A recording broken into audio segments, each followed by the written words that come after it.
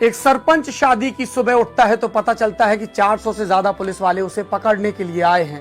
वो दौड़ लगा देता है, लेकिन एक खास गांव में पहुंचकर वो उल्टा पुलिस वालों को दौड़ा लेता है।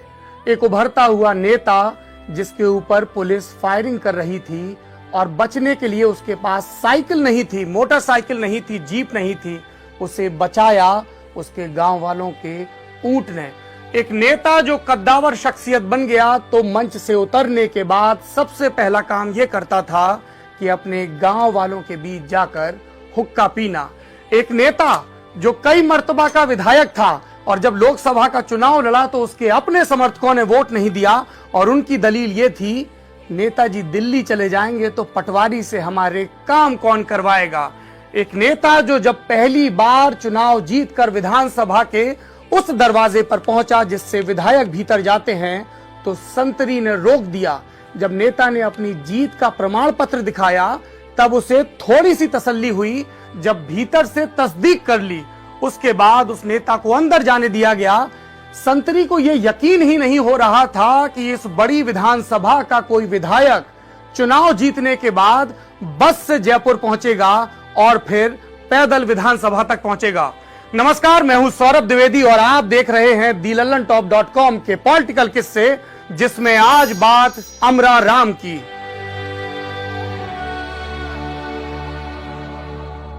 राजस्थान के सीकर जिले के धोद तहसील का एक गांव मुंडवाड़ा। साल 1987। गांव में रौनक, क्योंकि एक शादी थी जो बीती रात ही संपन्न हुई थी। लेकिन सुबह सवेरे जब गांव वाले दिशा मैदान के लिए निकले तो पाया कि 400 से ज्यादा पुलिस वालों ने गांव को घेर रखा है। पुलिस वाले वहां पर आए थे एक उभरते हुए नेता की तलाश में, जो दूसरी दफा सरपंच तो बन गया था लेकिन पुलिस को कई मामलों में वांछित था। उस नेता को खबर की गई, वो खाट से उठा और उसने सरपट दौड़ लगा दी। पुलिस को इस तरह के मामलों से अक्सर दो चार होना पड़ता था, इसीलिए महकमे में स्पोर्ट्स कोटे के कुछ लड़के रखे जाते थे जो अच्छे धावक हुआ करते थे। इनको कहते भी रेसर थे। रेसरों की जरूरत राजस्थान जैसे इलाकों में इसलिए भी ज्यादा पड़ती थी क्योंकि गांव के आसपास अक्सर ऊबड़ खाबड़ खेत होते थे, बंजर जमीनें होती थी, सपाट रास्ते नहीं होते थे जिन पर जीप पर सवार पुलिस अपराधियों का पीछा कर सके। अब आगे आगे नौजवान है, पीछे पीछे राजस्थान पुलिस के रेसर हैं। 1.5-2 किलोमीटर तक ये चूहे बिल्ली का खेल चलता रहा। अचानक से उस नौजवान नेता को इल्हाम हुआ कि वो एक खास गांव में पहुंच गया है और अब डरने की कोई बात नहीं है। गांव का नाम था मांडोता। जब वो गांव में पहुंचा तो ठिठक गया। पीछे से रेसरों ने ये देखा तो उनको उम्मीद बंधी। उनको कुछ गांव वाले भी नजर आने लगे। पुलिस वालों ने अपने अभ्यास के अनुकूल बोलना शुरू किया, पकड़ो पकड़ो चोर। नौजवान नेता 180 डिग्री घूमा और उसने अब रेसरों को रेस लगवानी शुरू कर दी। पुलिस वालों को यह बताया गया था कि नेताजी कई बार अपनी सदरी के नीचे खतरनाक हथियार लेकर चलते हैं। पुलिस की बड़ी पार्टी अभी पीछे थी। ऐसे में डर के मारे जो पुलिस वाले पीछे आए थे, जो पुलिस वाले पकड़ने आए थे, वो वहां से रफू चक्कर हो गए। 10-15 मिनट के बाद वो नौजवान मुस्कुराता हुआ गांव वालों से मिला। गांव वालों ने कुशल क्षेम पूछा, पानी पिलाया, गुड़ खिलाया और उसके बाद एक उम्दा ऊंट का इंतजाम किया। नेता ऊंट पर सवार हुआ, सर पर दौड़ने लगा। पीछे से धड़ाक की आवाज आई। पुलिस अब भी पीछा कर रही थी, अब भी गोलियां चला रही थी। हालांकि शिकार और गोली के बीच का फासला लगातार बढ़ता जा रहा था और इसलिए ऊंट पर सवार नौजवान अब सुरक्षित महसूस कर रहा था। गांव ने बड़ा पुराना कर्जा चुकाया था। गांव ने बड़ी पुरानी यारी निभाई थी और ऊंट पर बैठकर पुलिस की गोलियों से बचकर भागा ये नौजवान था अमरा राम। मंडोता गांव के रहने वाले थे मंगल सिंह यादव, पेशे से शिक्षक और अमरा राम के बचपन के दोस्त। मंगल सिंह यादव सीकर के किसान हॉस्टल में अपने भाई काना राम के साथ रहा करते थे। ये किसान हॉस्टल 1925 के किसान आंदोलन के दौर में बना था और आज़ादी के बाद सीकर और आसपास के इलाके के मार्क्सवादियों का बड़ा गढ़ बन गया था। ये 22 अप्रैल 1987 की शाम का वाकया है। मुंडवाड़ा से अपनी ड्यूटी करके मंगल सिंह यादव वापस सीकर लौटे। सीकर में उन दिनों वकीलों का भी एक आंदोलन चल रहा था और उसी सिलसिले में काले कोट वालों ने एक मशाल जुलूस आहूत किया था। मंगल सिंह यादव जुलूस में शरीक हुए और उसके बाद अपने रोज शाम के ठिए मिलन रेस्टोरेंट पर पहुंच गए, जहां पर सोहन राम और दूसरे दोस्त उनका इंतजार कर रहे थे। तभी वहां पर पुलिस पहुंची। पुलिस एक पुराने मामले में मंगल सिंह की तलाश कर रही थी। उसने मंगल सिंह को भी गिरफ्तार किया और उनके 2 दोस्तों को भी गिरफ्तार किया, थाने ले गई। उधर हॉस्टल में पता चला कि मंगल सिंह को पुलिस पकड़कर ले गई है। उन्होंने विरोध किया। पुलिस ने धीरज से काम लिया। फौरी तौर पर मंगल सिंह यादव और सबको थाने में जमा किया, उसके बाद वापस आई। अब यहां से कहानी के 2 सिरे खुलते हैं।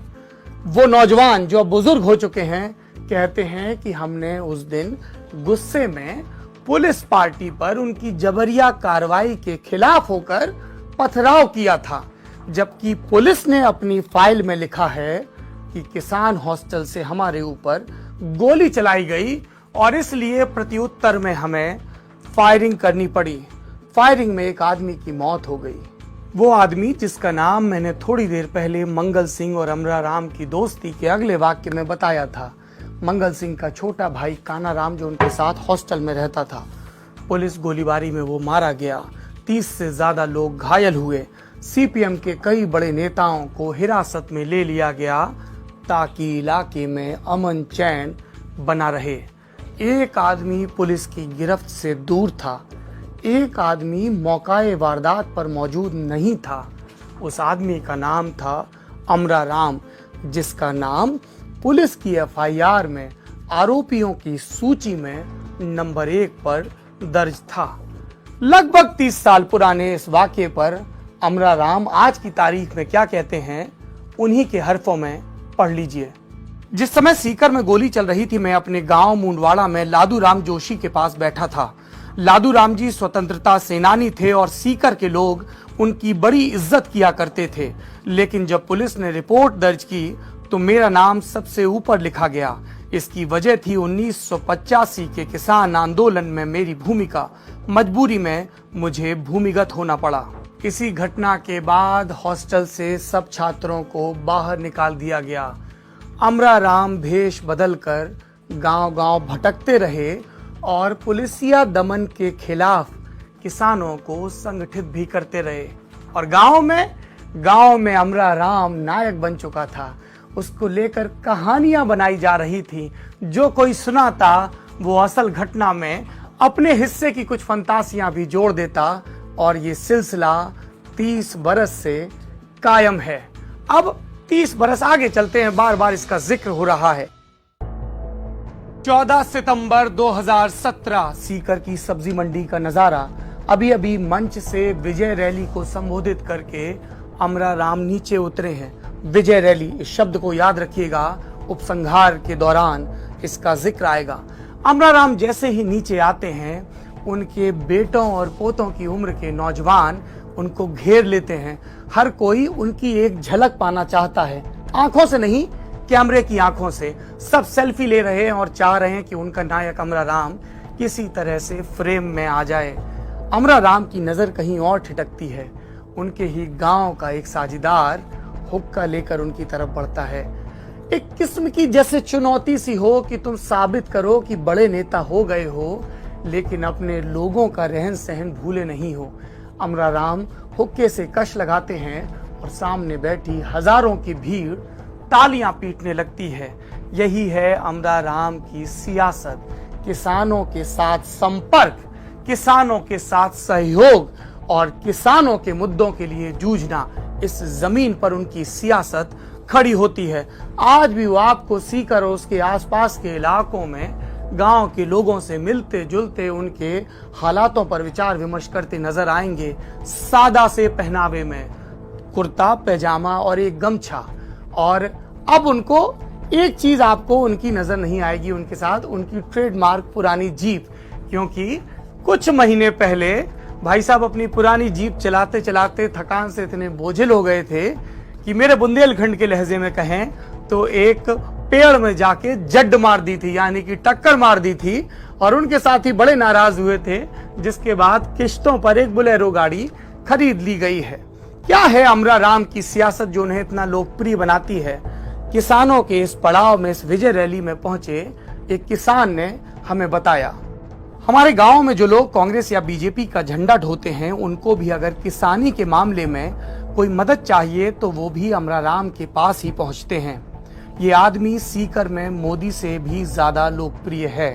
इन्होंने आज तक 8 किसान आंदोलन सीकर में किए हैं, यह 9वां है। अब तक के सारे आंदोलन सफल रहे हैं। इस वजह से जनता का भरोसा है कि अमरा जिस काम को हाथ लगाएगा उसका रिजल्ट आएगा। लेकिन लोगों का ये प्यार कई बार आपकी राजनीतिक महत्वाकांक्षाओं के आड़े भी आ जाता है। मसलन 2004 का लोकसभा चुनाव, जब अमरा राम अपनी पार्टी CPIM के बैनर तले लोकसभा का चुनाव लड़ रहे थे 1993 से लगातार विधायकी जीतने के बाद, पूरे इलाके में नारा गूंज रहा था, लाल लाल लहराएगा, अमरा दिल्ली जाएगा। दिल्ली के एक वरिष्ठ पत्रकार इस चुनाव को कवर करने के लिए सीकर पहुंचे हुए थे। उन्होंने गांव के बाहर बस स्टैंड पर एक चाय की दुकान पर एक बुजुर्ग से इस बाबत पूछा। बुजुर्ग का जवाब बेहद दिलचस्प था। उन्होंने कहा, देखिए जी, मैं समर्थक तो अमरा राम का हूं और विधायकी के चुनाव में हर बार उसे ही वोट देता हूं, लेकिन लोकसभा के चुनाव में मैं उसे वोट नहीं दूंगा। पत्रकार महोदय को अपने दिल्ली के संचित ज्ञान के बलबूते लगा कि अब वो कोई राष्ट्रीय फैक्टर गिनाएगा, अटल बिहारी की लहर बताएगा या सोनिया गांधी के बारे में कुछ कहेगा। लेकिन बुजुर्ग ने कहा, अमरा दिल्ली चला जाएगा तो यहां मेरे इलाके में पटवारी से जमीनों की पैमाइश कौन करवाएगा। ऐसा है अमरा राम और उनके लोगों का लगाव। सीकर के किसान आंदोलनों का ये एक रेगुलर फैक्टर है। सब लोग बैठे हैं, गीत गा रहे हैं, नेताओं के भाषण चल रहे हैं, सबकी नजर सड़क के आखिरी छोर तक टिकी हुई है। जहां तक नजर जाती है वहां तक उनके भीतर उत्साह हिलोर मारता है जब उन्हें उस आखिरी किनारे पर एक मटमैला सा लेकिन रेंगता हुआ धब्बा नजर आता है। ये अमरा राम की सेकंड हैंड जीप होती है, जिसकी आमद की खबर, आवाज और फिर दृश्य के आते ही लोगों में खुशी दौड़ने लगती है। अमरा राम की सियासत के जितने किस्से हैं उतने ही उनकी जीप के भी किस्से हैं। खुद अमरा राम बड़े उत्साह के साथ, जोश और उमंग के साथ अपनी जीप का किस्सा सुनाते हैं। देखिए जी, मैं 1981 में पहली मर्तबा सरपंच बन गया था। 84 तक तय हो गया था कि 85 का विधानसभा चुनाव लड़ना है। अब मेरा विधानसभा क्षेत्र बहुत दूर दूर था, ऐसे में क्या करता, इसलिए एक सेकंड हैंड जीप खरीदनी पड़ी, जो उन दिनों भी 70,000 रुपए की पड़ी थी। एक गांव में बिक रही थी, खरीद ली, किश्तों में पैसे चुकाए और 90-92 तक इसी से काम चलाया। जब पूरी तरह दगा दे गई तो फौज की जीप, फौज की इस्तेमाल की हुई जीप जिसकी नीलामी हो रही थी, उससे काम चलाया। अपने विधानसभा क्षेत्र में घूमता रहा और इसी जीप को जब उन्होंने पेड़ से टकरा दिया, उसके बाद कुछ बरस पहले बोलेरो का नंबर आया। जब भी हम किसी लोकप्रिय नेता की कहानी बड़े कैनवस पर देखते हैं तो एक सवाल मन में आता है, इसकी शुरुआत कैसे हुई होगी। अमरा राम की शुरुआत 8वीं पास करके आगे की पढ़ाई के लिए सीकर पहुंचे और किसान हॉस्टल में रहने लगे। सीकर आजादी के आंदोलन के दौर से ही किसान सभा का एक मजबूत ठिया था। कितना मजबूत, इसे यूं समझिए, 1952 में आम चुनाव के साथ विधानसभा के चुनाव भी हुए। कांग्रेस के टिकट पर दाता रामगढ़ की सीट से रामदेव मेहरिया मैदान में थे, जिन्हें किसान सभा के ईश्वर सिंह ने बुरी तरह हराया। ईश्वर सिंह के नेतृत्व में वहां पर लगातार किसानों का, छात्रों का, नौजवानों का आंदोलन होता रहा और उसकी उपज बने कॉमरेड त्रिलोक सिंह।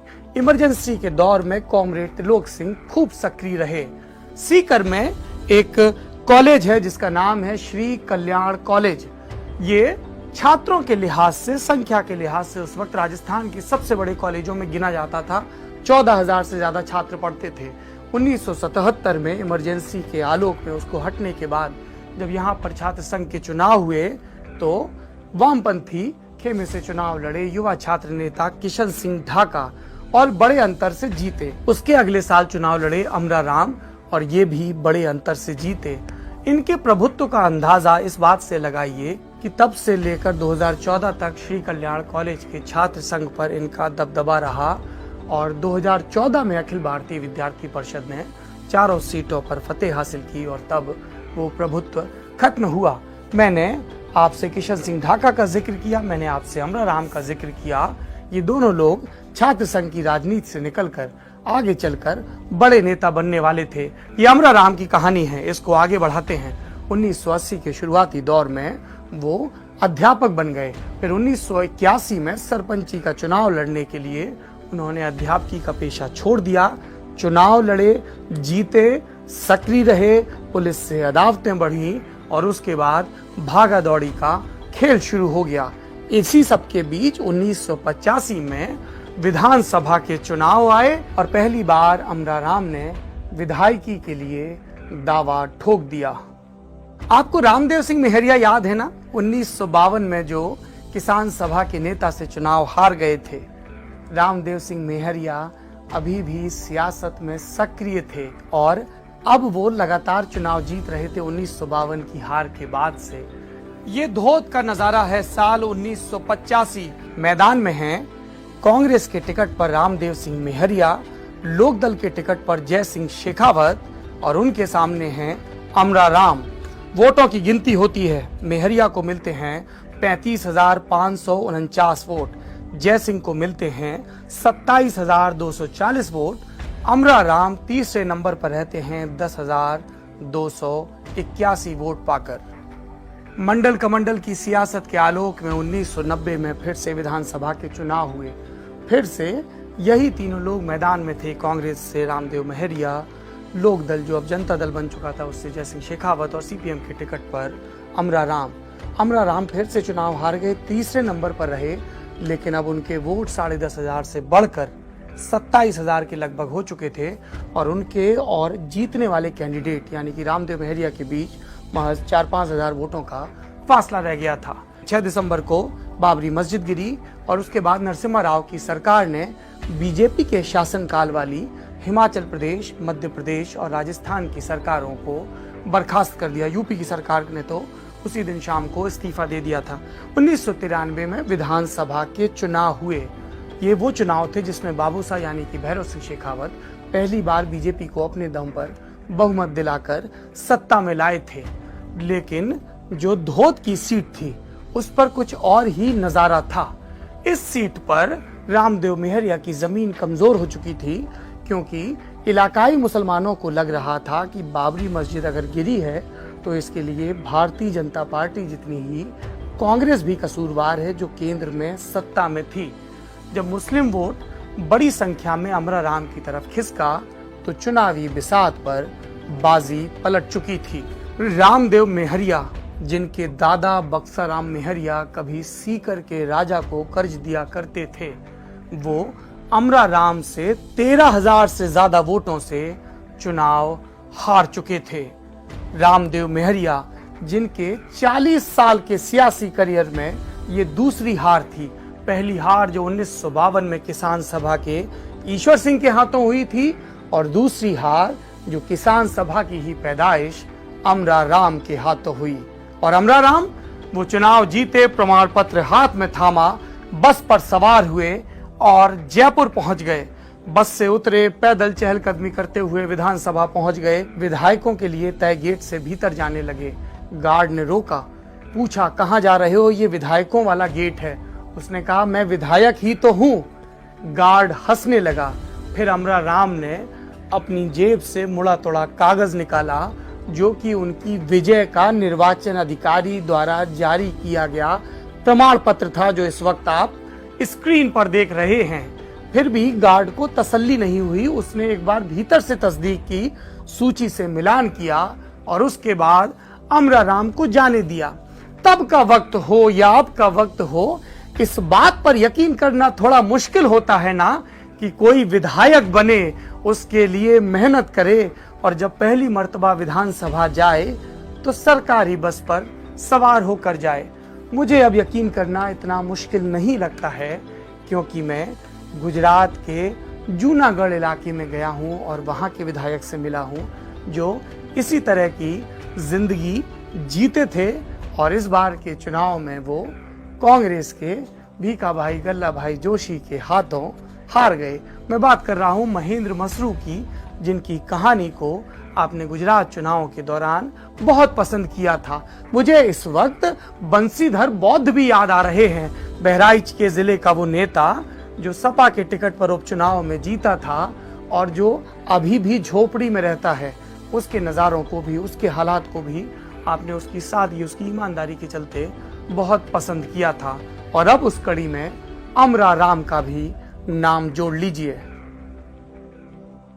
1993 से जीत का सिलसिला शुरू हुआ, जो 98 और 2003 में भी कायम रहा। 2007 में राजस्थान में नए सिरे से परसीमन हुआ। अमराराम की सीट धोद अब अनुसूचित जाति के लिए आरक्षित कर दी गई थी। ऐसे में मजबूरी में उन्हें बगल की सीट दाता रामगढ़ से चुनाव लड़ने के लिए जाना पड़ा।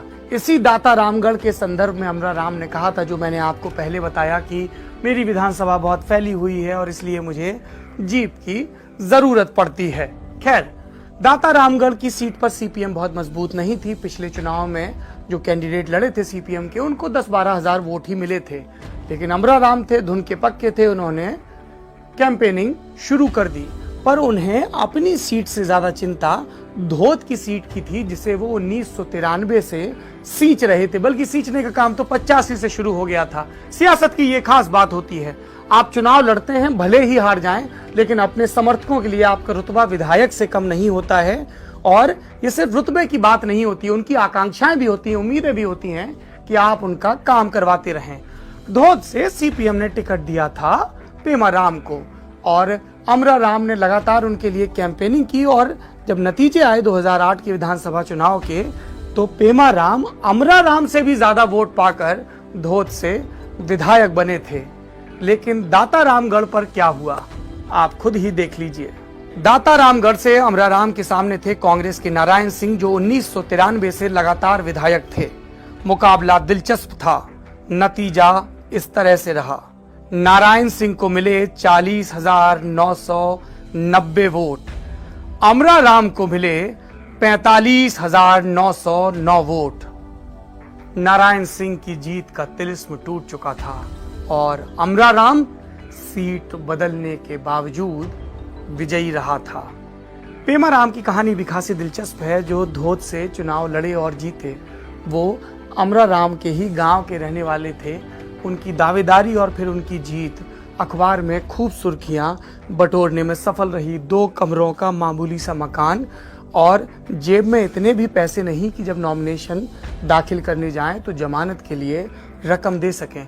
अमराराम को इस बात का इल्हाम था। उन्होंने कार्यकर्ताओं से अपील की और ये सुनिश्चित किया कि पेमाराम की जेब से एक पैसा भी खर्च ना हो। ये कार्यकर्ताओं की मेहनत का ही नतीजा था और नेताजी की ईमानदारी और प्रतिबद्धता का नतीजा कि पेमाराम अमराराम से ज्यादा वोटों से जीते, जैसा कि मैंने आपसे जिक्र किया था। और इस दौरान अमराराम अपने कार्यकर्ताओं से, धोद के कार्यकर्ताओं से सिर्फ एक बात कहा करते थे कि अगर पेमाराम यहाँ से चुनाव हार गए तो मेरी पिछली 3 जीतों का, मेरे किए काम का कोई मतलब नहीं है।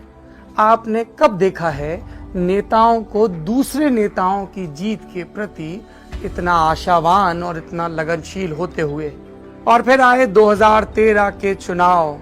वसुंधरा की लहर नहीं, नरेंद्र मोदी की लहर, जिसके बलबूते वसुंधरा राजे सिंधिया के नेतृत्व में भारतीय जनता पार्टी ने अभूतपूर्व बहुमत हासिल किया राजस्थान की विधानसभा में। अभूतपूर्व कुछ घिसा हुआ शब्द लगता है ना? आंकड़े बता देता हूं। 3/4 से ज्यादा सीटें जीती भारतीय जनता पार्टी ने। और इस मोदी लहर में दाता रामगढ़ से सीपीएम के विधायक अमरा राम, 1993 से लगातार विधायक अमरा राम भी ध्वस्त हो गए। तो क्या 2013 में सिर्फ मोदी लहर ही इकलौता फैक्टर था? नहीं, एक नए प्लेयर की एंट्री हो गई थी जिसका नाम था हरीश कुमावत, जो कुचामन की सीट से नगरपालिका का अध्यक्ष रहा था, नवा से 2003 में विधायक रहा था और 2013 के चुनाव में उसे दाता रामगढ़ से चुनाव लड़ने के लिए भेजा गया था, क्योंकि उनकी बिरादरी के कुमावत प्रजापति समाज के यहाँ पर काफी वोट थे। उधर कांग्रेस के टिकट पर नारायण सिंह मैदान में थे। इस बार मुकाबला नारायण सिंह और हरीश कुमावत के बीच हुआ। दोनों ने 60,000 का आंकड़ा पार किया और कुछ 100 वोटों के अंतर से नारायण सिंह ने जीत दर्ज की। अमरा राम 30-32,000 वोट पाकर तीसरे नंबर पर खिसक गए। फाइनल टैली कुछ इस तरह से थी। अमरा राम को मिले 30,142 वोट, बीजेपी के हरीश कुमावत को मिले 60,351 वोट और नारायण सिंह को मिले 60,926 वोट। ये अमरा राम की कहानी आपको क्यों सुनाई जा रही है? भला हारे हुए नेताओं की कहानी कब से सुनाई जाने लगी? अमरा राम सिर्फ एक चुनाव हारे हैं। अमरा राम सियासत में अब भी दमखम रखते हैं। पिछले साल यानी कि साल 2017 में अमरा राम के नेतृत्व में सीकर के किसानों ने एक और सफल आंदोलन किया। जब आंदोलन खत्म हुआ तो सरकार ने ये आश्वासन दिया कि छोटे किसानों का 20,000 करोड़ तक का कर्ज माफ किया जाएगा। यह आंकड़ा बड़ा लग रहा है, तोड़ के समझाता हूँ। सितंबर में जब किसान महापड़ाव खत्म हुआ तो सरकार ने ये आश्वासन दिया, स्वामीनाथन कमेटी की रिपोर्टों पर मांग पर कार्रवाई की जाएगी, आवारा पशुओं के निस्तारण पर काम किया जाएगा, 50,000 तक के कर्ज को माफ किया जाएगा और इसके लिए केरल वाला मॉडल अपनाने की बात की गई। केरल वाला मॉडल क्या है कि किसान ने अगर बैंक के अलावा किसी सहकारी बैंक से या प्राइवेट मनी लेंडर से भी पैसा लिया है तो उसके निस्तारण में भी सरकार मदद करे। लेकिन बाद में सरकार अपने वायदे से मुकर गई। उसने कहा कि सिर्फ वो बहुत छोटी जोत वाले किसानों को ही मदद देगी और सिर्फ उन्हीं किसानों को मदद देगी जिन्होंने सरकारी बैंकों से लोन लिया है। ऐसे में जो मदद 20,000 करोड़ की लग रही थी वो सिमट कर 8,000 करोड़ की हो गई। सरकार की इस वादा खिलाफी के चलते किसानों ने नए सिरे से आंदोलन की शुरुआत की। तय हुआ कि 22 फरवरी को जयपुर में महापड़ाव हो। इसके लिए सीकर के अलग अलग गांवों से, इलाकों से अमरा राम, पेमा राम और कई नेता निकल रहे थे। मेरे व्हाट्सएप के इनबॉक्स पर मैसेजेस में लगातार वीडियो आ रहे थे, तस्वीरें आ रही थी, महिलाएं लोक नृत्य पर नाच रही हैं, उस जुलूस में शामिल हो रही हैं। अमरा राम का टीका किया जा रहा है, कहीं पेमा राम का स्वागत किया जा रहा है। लेकिन जयपुर में ट्रैक्टर ट्रॉली के साथ किसान जुटे, उसके पहले ही किसान पड़ाव के नेताओं को गिरफ्तार कर लिया गया है। वसुंधरा राजे की सरकार अभूतपूर्व बहुमत के साथ दूसरी बार सत्ता में लौटी। वसुंधरा राजे की सरकार पिछले 1 साल से लगातार एक एक करके सियासी संकट झेल रही है। उपचुनावों में हार हुई, हनुमान बेनीवाल एक तरफ से मोर्चा कसे हुए हैं, कांग्रेस मजबूत होती दिख रही है। उधर सीकर का किसान आंदोलन है जो लगातार वसुंधरा सरकार के लिए दिक्कतें पैदा कर रहा है। खुद उनके संगठन में इस कदर सिर फुटअव्वल हो रही है कि लोगों को ये नारा विदूषक की लिखी एक पंक्ति लगने लगा है कि Bharatiya Janata party party with a difference है और अनुशासन के जोर पर चलती है। कई बार तो लगता है कि नरेंद्र मोदी दूर से बैठकर तमाशा देख रहे हैं, क्योंकि अखबारों में जिस तरीके से मंत्रियों और विधायकों के बीच बयानबाजी हो रही है, सदन के पटल पर जिस तरीके से वाद विवाद हो रहा है, संवाद नहीं हो रहा है, वो भारतीय जनता पार्टी के इतिहास में बहुत कम ही देखने को मिलता है। कोई कह रहा है कि ये वसुंधरा की रुखसती के लिए पीठिका रची जा रही है, कोई कह रहा है कि ये ओम प्रकाश माथुर की आमद की तैयारी है। जितने मुंह उतनी बातें। और जैसा कि मैंने आपको उपचुनाव के नतीजों के विश्लेषण के दौरान बताया था, राजस्थान में एक नारा बार बार दोहराया जा रहा है मोदी तुमसे बैर नहीं, पर रानी तेरी खैर नहीं। रानी की खैर खराब हो रही है विपक्ष के नेताओं के चलते। और ऐसे ही एक नेता हैं अमरा राम, जो नए सिरे से किसानों को संगठित कर कर जमीन पर उतरते विधानसभा चुनावों की तैयारी करते नजर आ रहे हैं। विधानसभा चुनाव मैं अक्सर सभाओं में कहता हूं कि इस देश में चुनाव की तैयारी सिर्फ 3 लोग करते हैं, भारतीय जनता पार्टी और अमित शाह, दूसरा चुनाव आयोग और तीसरा लल्लन टॉप जो आपको 2018 जिसे सत्ता का सेमीफाइनल कहा जा रहा है, उसमें राजस्थान, मध्य प्रदेश और छत्तीसगढ़ के गांव गली कूचों के नजारे, असली सियासत, विकास के दावों की हकीकत, उसकी पड़ताल आप तक पहुंचाएगा अपनी मैराथन चुनावी कवरेज के जरिए। और कहते हैं कि चुनाव टेम्पो हाई करके जीता जाता है, ये बात कवरेज पर भी लागू कर देते हैं। और इसीलिए अब से हमारा इन 3 सूबों के पॉलिटिकल किस्सों पर, पॉलिटिकल शख्सियतों पर खास ध्यान रखेगा। हमने आपको घनश्याम तिवारी की कहानी सुनाई थी, हमने आपको अमरा राम की कहानी सुनाई है, जल्द ही हम आपको हनुमान बेनीवाल की भी कहानी सुनाएंगे, भारतीय जनता पार्टी और कांग्रेस के कद्दावर नेताओं की भी। आप कहेंगे सुना रहे हैं तो वसुंधरा और गहलोत की भी कहानी सुना दीजिए। धीरज रखिए, मुख्यमंत्री की सीरीज में राजस्थान के हर मुख्यमंत्री की कुंडली पलटी जाएगी। जो साथी YouTube पे ये वीडियो देख रहे हैं और लगातार मुझे वहां पर कमेंट बॉक्स में, ट्विटर पर या फेसबुक पर पॉलिटिकल किस्सों की फ्रीक्वेंसी कम होने को लेकर दरेरा देते रहते हैं, उनकी भी शिकायत दूर हो गई है। पॉलिटिकल किस्सा देखिए, कमेंट बॉक्स में अपनी राय लिखिए, इसको ज्यादा से ज्यादा शेयर करिए। चाची, मौसी, मामा, ताऊ, जितने बचपन के, स्कूल के दोस्त, कॉलेज वाले व्हाट्सएप ग्रुप हैं, सब में इस मैसेज को, इस वीडियो को आग की तरह फैला दीजिए। राजस्थान के सब दोस्त या वो दोस्त जिनकी सियासत में दिलचस्पी है।